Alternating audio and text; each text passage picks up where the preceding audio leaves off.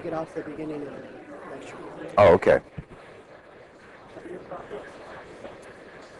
So I have to watch what I say. Gotcha.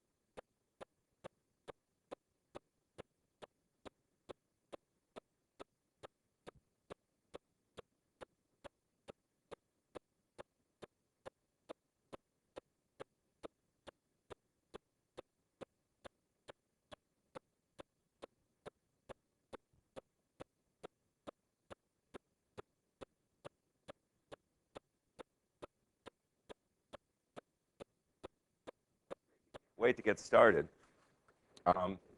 Should we go ahead and let me just make a few preliminaries. Okay, why don't we go ahead and start? Although we're 35 seconds early.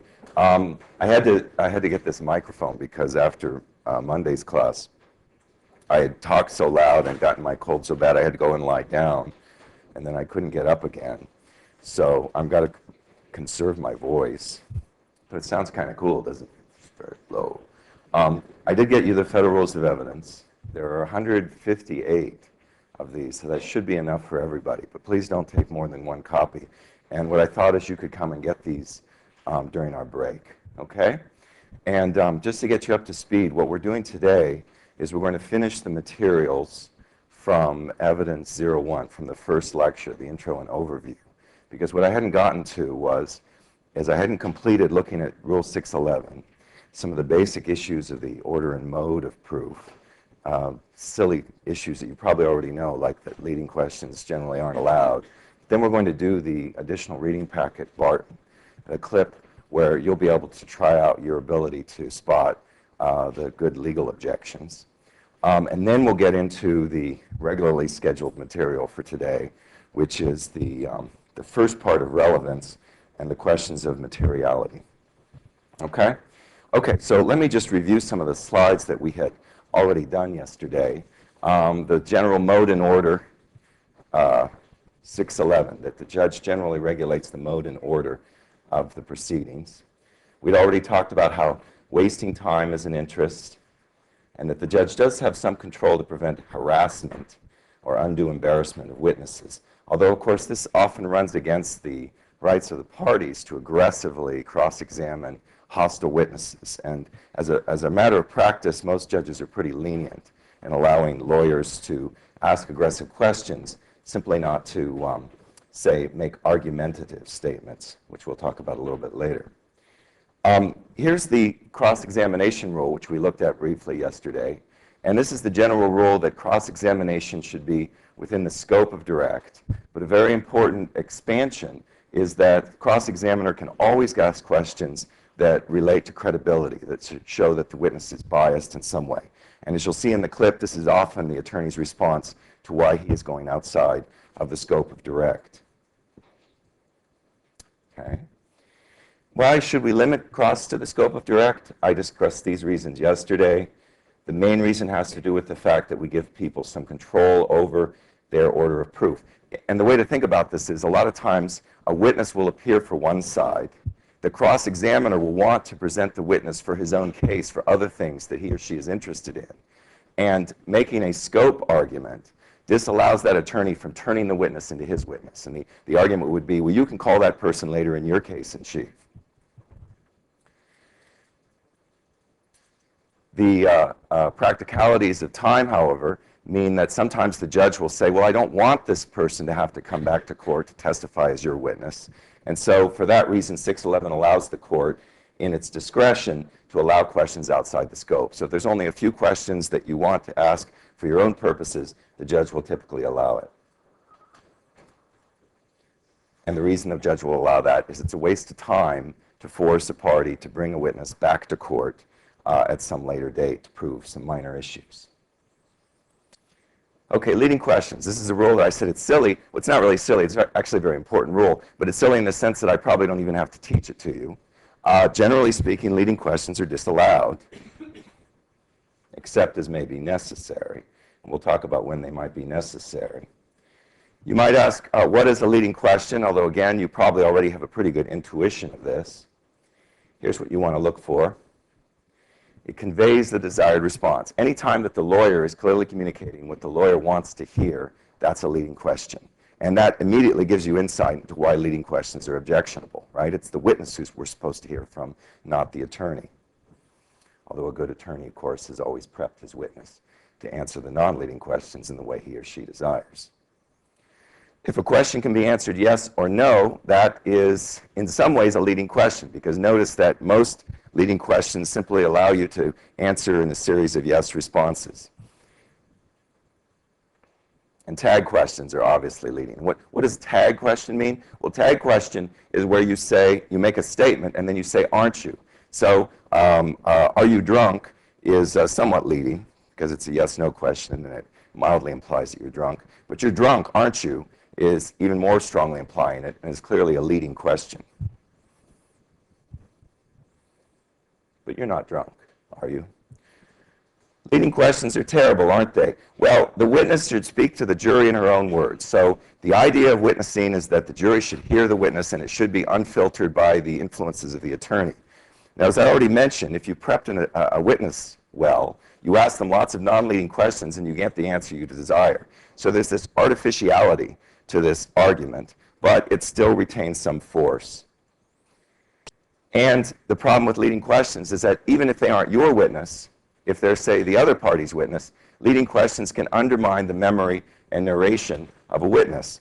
Now, what's funny is that you're allowed to ask leading questions on cross-examination. So it's exactly what you want to do, is to impair the witness's memory and narration. You want to essentially test these abilities.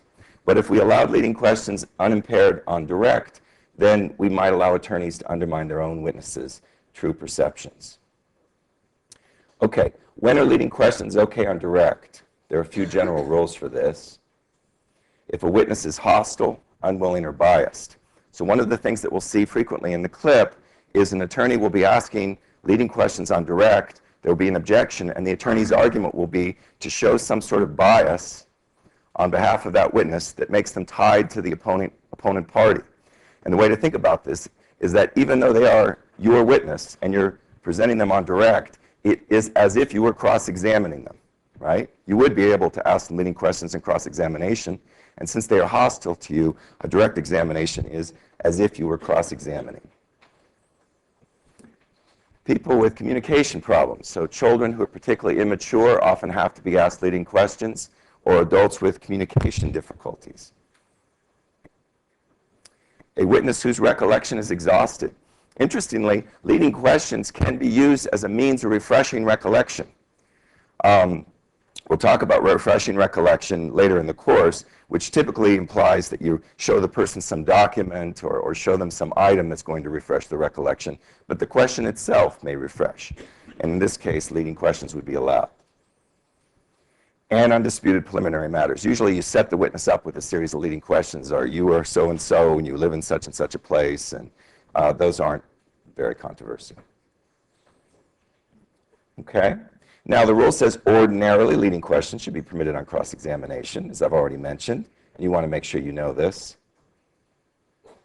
Now an interesting question is, when would you not allow leading questions on cross-examination? Because notice it doesn't say always. Well, think about the conditions under which cross-examination would not be like a typical cross-examination. The way to think about this is to imagine a situation where direct examination is like cross-examination. So let's say a party calls a witness who is clearly biased. They interrogate them through leading questions on direct because they're a hostile witness. The cross-examiner gets up to ask them questions, and the cross-examiner is totally friendly to the witness. That cross-examiner might not be allowed to ask leading questions because they are not truly hostile or biased to the witness. Okay? Now, don't always assume that if the direct examiner is allowed to ask leading questions, then the cross-examiner cannot. ask leading questions. Oftentimes, witnesses are not really friendly to either side. And so both sides will be able to ask a generally hostile witness leading questions. Okay? So when would you not allow leading questions in cross-examination? When cross-examining someone who is clearly favorable to your cause.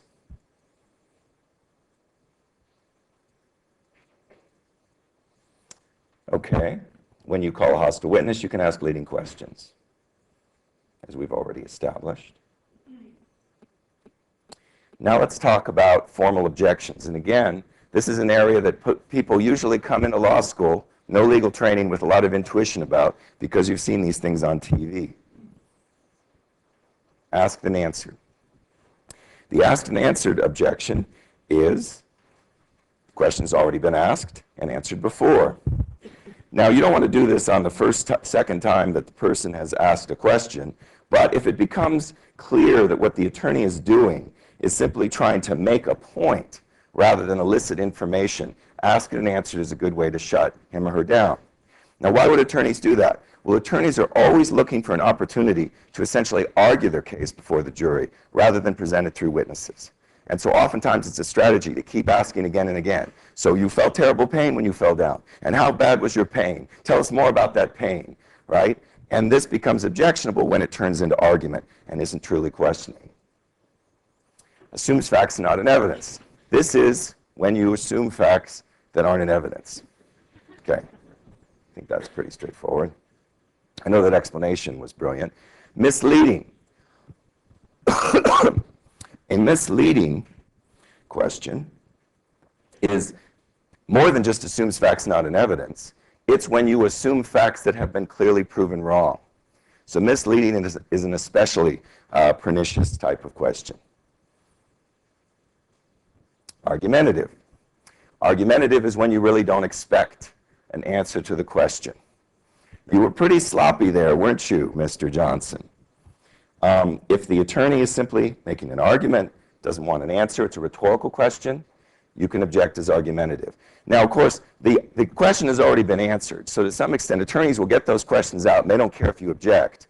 But if you object and the judge sustains, what usually happens is that the attorney will then have to calm down a bit, because the jury, hearing the judge take your side, in any case, is often interpreted by the jury as a sign that the judge likes you better. And juries, often not really knowing what the heck is going on and not knowing what to decide in any case, will look to the judge for any guidance whatsoever. So if the judge starts looking hostile towards an attorney, the juries will start feeling hostile towards that attorney and hence maybe hostile towards that side. Compound question, of course, is when you ask more than one question. The problem is that a yes answer or a no answer is ambiguous, and it may be misleading. Leading question we've discussed.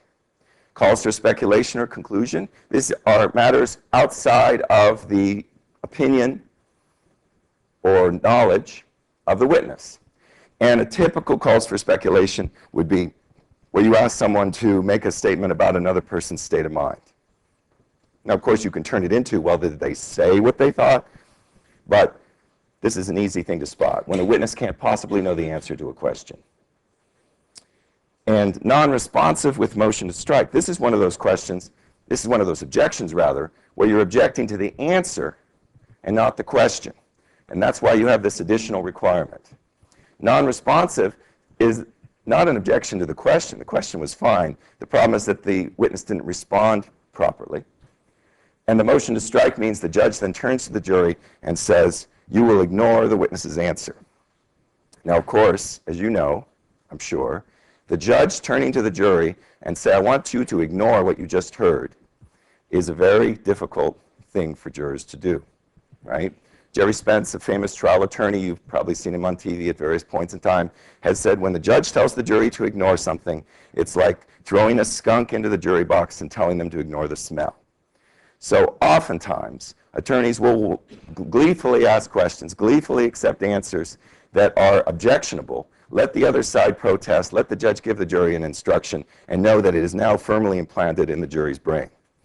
So you always have to be careful when you make these sorts of objections, because you may just end up influencing the jury more by the answer than if you hadn't objected. Okay? So that's the end of Lecture 1. And I'm being so clear about this because